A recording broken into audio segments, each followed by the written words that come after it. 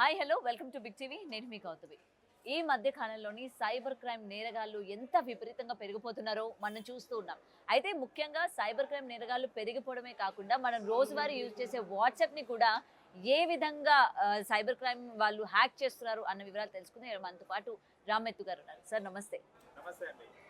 Sir, cyber crime నేరగాళ్ళు ముఖ్యంగా ఈ hack చేసేవి ఏవైతే ఉంటాయో మనం ఈ లింక్స్ క్లిక్ చేయకూడదు, లేకపోతే అన్నోన్ కాల్స్ మనం క్లిక్ చేయకూడదు, ఇలాంటివి విన్నాం. ఇప్పుడు రీసెంట్గా కొన్ని డేస్ నుంచి, ఎందుకంటే నా ఫ్రెండ్స్ కావచ్చు వాళ్ళ సర్కిల్లో జరిగింది. సో వాట్సాప్ ద్వారా వాట్సాప్ అనుకోకుండా మన ప్రమేయం లేకుండా దానికదే టచ్ అయిపోవడం, దానికదే మెసేజెస్ సెండ్ చేయడం, డబ్బులు కావాలని అడగడం.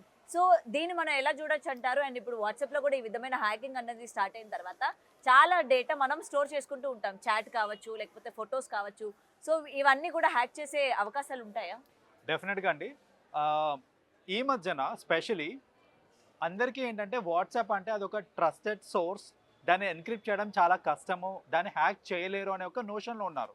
సో దానివల్ల ఏంటంటే ఈ ప్రైవేట్ టెక్స్టింగ్ ఏదైనా కానివ్వండి, పర్సనల్ మెసేజెస్ కానీ ఏదైనా కానీ త్రూ వాట్సాపే చేస్తూ ఉంటారు చాలామంది. బట్ కరెంట్లీ ఈ హ్యాకర్స్ ఎవరైతే ఉన్నారో వాళ్ళందరూ కూడా వాట్సాప్ మీద పడ్డారు అండ్ రకరకాలుగా దీన్ని హ్యాక్ చేస్తూ ఉన్నారనమాట. So we have to be extremely careful అండి in this regard. The primary way in which hacking ఎలా అవుతుంది అని అంటే, వాళ్ళు ఏంటంటే ఒక కాల్ చేస్తారు మీకు. కాల్ చేసి మేము వాట్సాప్ కస్టమర్ కేర్ నుంచి చేస్తున్నాము, లేదంటే ఏదో కస్టమర్ కేర్ నుంచి కాల్ చేస్తున్నాము, మీకు డెలివరీ వస్తుందండి, ఓటీపీ చెప్పండి అనేసి ఓటీపీ చెప్పని అడుగుతారు. మనం కాల్లో ఉండగా ఏంటంటే ఓటీపీ మెసేజ్ ఎక్కడి నుంచి వస్తుంది అనేది గమనించాం మనం. ఆ ఓటీపీ కనుక మీరు చెప్పేశారనుకోండి, ఫుల్ యాక్సెస్ మీ మొత్తం వాట్సాప్ యాక్సెస్ వాళ్ళ చేతిలోకి వెళ్ళిపోతుంది అనమాట. సో అలా ఏంటంటే ఎవరన్నా ఫోన్ చేసి ఓటీపీ అడిగారు అని అంటే ఒక్కసారి ఆగి ఆలోచించండి. మీరు నిజంగా ఏదైనా ఆర్డర్ పెట్టారా లేదా, లేకపోతే నిజంగా కస్టమర్ కేర్ నుంచి అయితే కాల్స్ రావండి వాట్సాప్ నుంచి. అసలు వాట్సాప్కి కస్టమర్ కేర్ ఉందా? ఉంటుంది, సపోర్ట్ సిస్టమ్ ఉంటుంది. కాకపోతే ఏంటంటే అది అంత అవసరం పడదు. అండ్ వాళ్ళు కస్టమర్స్కి కాల్ చేయాల్సినంత అవసరం అసలుకే పడదు. సో జనరల్లీ ఏంటంటే కస్టమర్ సపోర్ట్ ఉంటుంది, ఫర్ విచ్ జనాలకి ఏదైనా ఇష్యూ ఉన్నప్పుడు వాళ్ళు కాల్ చేస్తూ ఉంటారనమాట. బట్ కస్టమర్ కేర్ వాళ్ళు మనకు కాల్ చేసే అవకాశం ఉండదన్నమాట. సో అలా మీరు వాట్సాప్ నుంచి నేను కాల్ చేస్తున్నానని ఎవరైనా చెప్పారు అని అంటే కనుక ఇమీడియట్గా వాళ్ళు స్పామర్స్ అని గ్రహించాలి అండ్ అలాంటి ఓటీపీస్ చెప్పకుండా ఉండాలి. సో చాలామందికి ఏంటంటే అలా ఓటీపీస్ చెప్పడం వల్ల వాళ్ళ యాక్సెస్ వెళ్ళిపోతుంది అనమాట. రెండవది ఏంటంటే ఓటీపీస్ కాకుండా ఇంకొక వే ఆఫ్ డూయింగ్ ఇట్ ఏంటంటే కాల్ మర్జింగ్ చేస్తారండి వాళ్ళు. సో కాల్ మర్జింగ్ ఏంటంటే సపోజ్ మనకి 2 ఆప్షన్స్ ఉంటాయి, ఓటీపీ రావాలా కాల్ రావాలా అనేసి 2 ఆప్షన్స్ ఉంటాయి. వాళ్ళు ఏం చేస్తారంటే కాల్ మర్జింగ్ ఆప్షన్ పెట్టేసి కాల్లో ఓరల్గా ఓటీపీ చెప్పేటట్టు, సిస్టమే ఓటీపీ చెప్పేటట్టు వాళ్ళు చెప్తారనమాట. సో వాళ్ళు ఇమీడియట్గా మీకు కాల్ చేస్తారు, కాల్ చేసి కాల్ ఇంకోటి వస్తుంది దాన్ని మర్జ్ చేయండి అని చెప్తారు. మర్జ్ చేయగానే ఏంటంటే ఇప్పుడు 3 కాల్స్, మీ కాల్, ఓటీపీ చెప్పే కాల్, వాళ్ళ కాల్ 3 కూడా లైన్లో ఉంటాయి. ఇప్పుడు ఓటీపీ ఇలా ఓరల్లీ రాగానే ఇమీడియట్లీ మీ యాక్సెస్ వాళ్ళు తీసేసుకుంటారనమాట. సో ఇది కూడా తెలియకుండా ఏంటంటే జస్ట్ ఒక కాల్ మర్జ్ చేయడం వల్ల నా యాక్సెస్ ఆఫ్ వాట్సాప్ మొత్తం వెళ్ళిపోతుంది అని గ్రహించక చాలామంది ఏంటంటే ఇలా కాల్ చేస్తున్నారు, మీ ఫ్రెండే కాల్ చేస్తున్నారు, they trying to call you, call answer చేయండి అని చెప్పగానే ఆన్సర్ ఇచ్చి మీరు చేసేస్తారన్నమాట, మర్జ్ చేసేస్తారు. అలా కూడా చేయకండి. ఎవరన్నా అన్నోన్ పర్సన్ కాల్ మర్జ్ చేయమని అడుగుతున్నారు, లేకపోతే అలాంటిది ఏదైనా అడుగుతున్నారు అని అంటే ఇమ్మీడియట్లీ కాల్ కట్ చేసేసేయండి. అసలు ఆ కాల్ని ప్రొలాంగ్ చేయొద్దు. ఇది మనకి నార్మల్గా వాట్సాప్ నుంచి కాల్ వస్తుందా, లేకపోతే నార్మల్ మనకి కాల్స్ ఏ విధంగా అయితే వస్తుందో అలానే? నార్మల్ కాల్ వస్తుందండి, వాట్సాప్ కాల్ నార్మల్ కాల్ వస్తుంది. వాట్సాప్ ఇది మన ఓటీపీస్ కోసం ఏంటంటే నార్మల్ కాల్ వస్తుంది, త్రూ క్యారియర్ వస్తుంది అనమాట. So we should be careful not to merge it. So that is an other thing. కొన్నిసార్లు వాళ్ళు ఏం చేస్తారంటే కొన్ని మాల్వేర్స్ అండ్ సాఫ్ట్వేర్స్ ఉంటాయి, అవన్నీ వాళ్ళు ఒక లింక్ రూపంలో పెట్టేసి వాళ్ళు ఏంటంటే లింక్ మీకు మెసేజ్ త్రూ పంపిస్తారనమాట. లైక్ మీకు సో అండ్ సో డిస్కౌంట్ ఉంది, రేబాన్ గ్లాసెస్ మీద 40% ఆఫ్ ఉంది, క్లిక్ ద లింక్, మీకు 40% ఆఫ్లో దొరికేస్తుంది అనేసి. మనం ఏంటి అంత మంచి బ్రాండెడ్ ఇది మన యాక్సెసరీస్ కానివ్వండి, క్లోత్స్ కానివ్వండి తక్కువకే వస్తున్నాయి కదా అని అలాంటి లింక్స్ క్లిక్ చేస్తాము.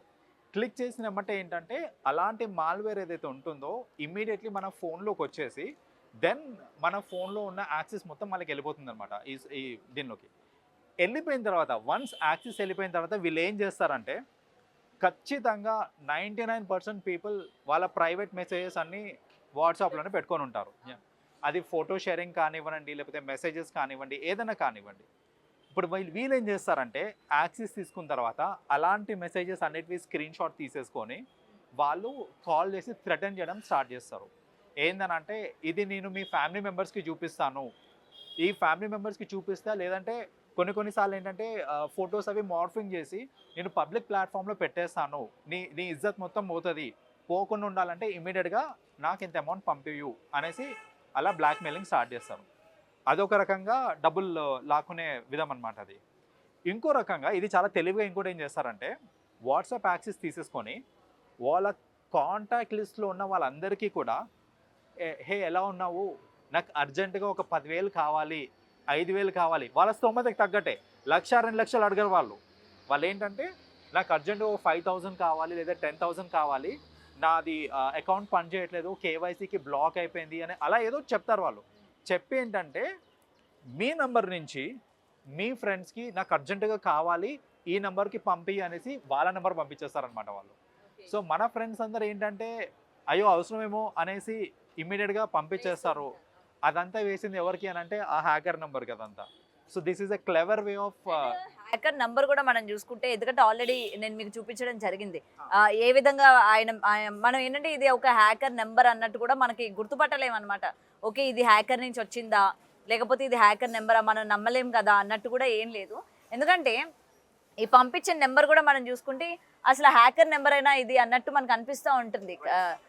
అంటే మనకి ఎటువంటి డౌట్ రాదు, అరే మనకి ఎప్పుడు అడగలేని పర్సన్ అడిగారు కదా, దట్టు ఇందులో నమ్మడానికే ఉంది కదా. ఎందుకంటే ఈ మెసేజ్ చూస్తే మనకి నమ్మేటట్టే ఉంది, అమ్మో నిజంగా ఏ ఆపదలో ఉన్నారో మనం వెయ్యాలి అండ్ అది హ్యాకర్ అని కూడా మనం వెంటనే అనుకోము.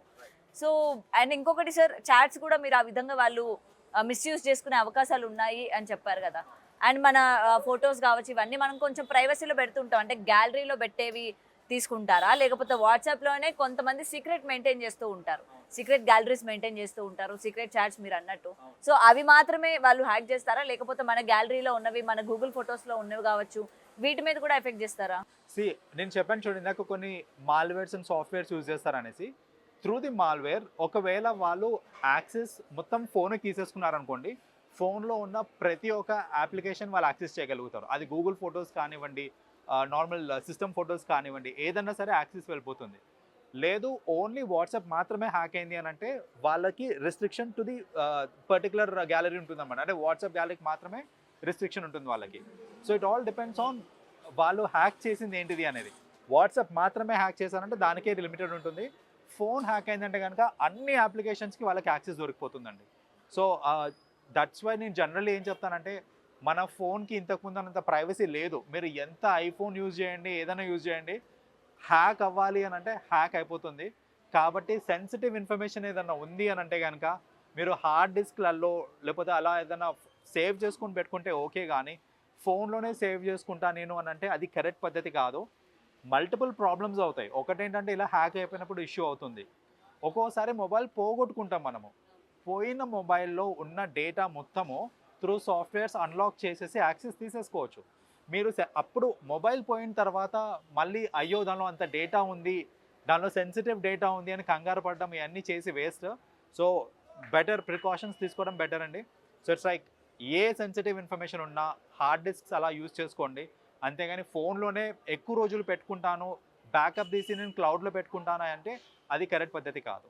అండ్ ఇంకొకటి సార్, అది హ్యాక్ అయిన వెంటనే మన ప్రమేయం లేకుండానే దానికి అదే చాట్ చేసుకుంటూ దానికి అదే అంటే కొన్ని సెకండ్స్ వరకు ఫోన్ మన అండర్లో లేకుండా అయిపోతూ ఉంటుంది. అలాంటి సిచ్యువేషన్స్ లో ఏం చేయాలి?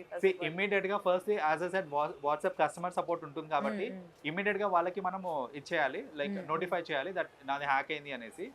అండ్ ఈ హ్యాకర్స్ కూడా వాళ్ళు ఎంత క్లెవర్ అంటే మాన్యువల్లీ నేను ఒక్కొక్కరికి మెసేజ్ పంపించాలనుకోండి, నాది హ్యాక్ అయింది లేకపోతే సారీ నాకు ఇంత అమౌంట్ కావాలి, నాకు అర్జెన్సీ ఉంది అనేసి ఒక్కొక్కరికి మెసేజ్ పంపించాలని చాలా టైం పడుతుంది. ఈ లోపు మీరు కస్టమర్ కేర్తో మాట్లాడి బ్లాక్ చేసేస్తారు. దీని అంతటికి వాళ్ళకి సపరేట్గా అప్లికేషన్స్ ఉంటాయి. దన్ వెళ్ళిపోతుంటాయి ఇట్లా మెసేజ్, మీకు తెలియని కూడా తెలియదు. Like fraction of seconds you get to see ఒక 40-50 మెసేజెస్ వెళ్ళిపోయి ఉంటాయి వాళ్ళకి. మీ కాల్ లిస్ట్లో ఉన్న వాళ్ళకి కానివ్వండి, మీ కాంటాక్ట్స్ కానివ్వండి, వాళ్ళందరికీ మెసేజ్ వెళ్ళిపోయి ఉంటాయి అనమాట. సో అర్జెంట్ అని చెప్పేసరికి ఏంటి వాళ్ళు డబ్బులు వేసేస్తూ ఉంటారు. బై ది టైం మీరు కస్టమర్ కేర్కి చెప్పి అకౌంట్ని మళ్ళీ రిట్రీవ్ చేసుకునే లోపు జరగాల్సిన నష్టం జరిగిపోతుంది. సో అందుకనే ఏంటంటే ప్రజలు కూడా అర్థం చేసుకోవాలి, ఇలాంటి రిక్వెస్ట్లు ఏదైనా మెసేజ్ నుంచి వచ్చినాయి అనుకోండి, ఇమ్మీడియట్గా డబ్బులు వేసేయకండి మీరు. ఫస్ట్ ఆ పర్టికులర్ కాంటాక్ట్కి కాల్ చేయండి. కాల్ చేసి మెసేజ్ వచ్చింది నాకు నీ నెంబర్ నుంచి, నువ్వేనా మెసేజ్ చేసింది, నీకు నిజంగా అవసరం ఉందని కనుక్కోండి ఫస్ట్. కనుక్కున్న తర్వాత మీరు వేసారనుకోండి, మీరు సేఫ్ ఉంటారు, వాళ్ళు సేఫ్ ఉంటారు. ఇప్పుడు అనవసరంగా మీ వల్ల వాళ్ళ డబ్బులు పోవడం అలా it's a loss to everyone, right? So అందుకనే ఒక్కటి మాత్రం గుర్తుపెట్టుకోండి, a form of text message, అది త్రూ ఈమెయిల్ కావచ్చు, త్రూ టెక్స్ట్ మెసేజ్ కావచ్చు, త్రూ వాట్సాప్ కావచ్చు, మీ ఫ్రెండ్స్ నుంచి మీకు రిక్వెస్ట్ వచ్చింది అనుకోండి that I need some money అనేసి, ఇమ్మీడియట్గా డబ్బులు వేసేయకండి, ఫస్ట్ ఫోన్ చేయండి. ఇట్ విల్ టేక్ హార్డ్లీ ఒక 30 seconds 1 minute టైం పడుతుంది అంతే. కాల్ చేసి కనుక్కొని అసలు చేసింది ఎవరు, మెసేజ్ చేసింది వాళ్ళైనా కదా కనుక్కొని, ఎస్ జెన్యున్ గా మీ ఫ్రెండే అంటే హెల్ప్ చేయాలంటే చేయండి, కాదు అని అంటే you can raise a concern immediately. ఒక్కోసారి వాళ్ళు తెలియని కూడా తెలియదు, వాళ్ళ మొబైల్ హ్యాక్ అయిపోయిందని తెలియని కూడా తెలియదు. అలాంటప్పుడు ఎందుకంటే బిజీ వర్క్స్ లో ఉంటాము, మన హ్యాక్ అయిందని తెలీదు. కొన్నిసార్లు ఎవరైనా కాల్ చేస్తున్నా సరే మనం లిఫ్ట్ చేసే అవకాశం కూడా ఉండదు. సరే నిజంగానే ఆమె టెన్షన్ లో ఉందేమో, ఫోన్ లిఫ్ట్ చేయట్లేదేమో, మనం వేసేద్దాంలేమని అన్నట్టు వీళ్ళు వేసేస్తూ ఉంటారు కొత్త నెంబర్ పెట్టేసరికి. రైట్. సో అది అవ్వకుండా చూసుకుంటే సరిపోతుంది. ఈ ఒక కాల్ చేస్తే ఇట్స్ ప్రికాషనరీ యాక్షన్ అన్నమాట. సో మోస్ట్లీ ఇలాంటి మోసాలన్నీ అవ్వకుండా చూసుకోవచ్చు మనం. అదే. సో ఇప్పటి వరకు వాట్సాపే సేఫ్ అనుకున్నాం, కానీ ఇంకా దాన్ని కూడా హ్యాక్ చేస్తూ ఉంటే ఇంకా మనకి సేఫెస్ట్ ఏముంది, మన ఫోన్ సేఫ్ కాదని మీరు ఆల్రెడీ చెప్పేశారు. ఇంకా మనం ఎక్కడ సేఫ్గా మాట్లాడుకుంటారు, ఎక్కడ సేఫ్గా అన్నీ కూడా స్టోర్ చేసుకుంటూ ఉంటారు. అండ్ ఆఖరికి ఇది కూడా హ్యాక్ అయింది. సో మీరు అన్నట్టు ప్రజలకి అవగాహన రావాలి ఇప్పటికైనా, వాట్సాప్ అసలు ఏం జరుగుతుంది ఏంటి, మనం ఏం స్టోర్ చేసుకున్నాం, ఎలాంటి మెసేజెస్ వస్తున్నాయి, ఎంత కంగారులో ఉన్నా కూడా మనం దాని మీద ఏకాగ్రత పెట్టాలి. ఎలాంటి మెసేజ్ వచ్చింది, మనం వెయ్యొచ్చా వెయ్యకూడదా అన్నది. ఎనీవే ఎవ్రీ టైం మీరు మంచి ఇన్ఫర్మేషన్ మాకు అందిస్తూ ఉంటారు, సో అవేర్నెస్ కూడా కల్పిస్తూ ఉంటారు. Thank you so much sir. Welcome అండి. Thank you. For more videos like this, subscribe Big TV channel.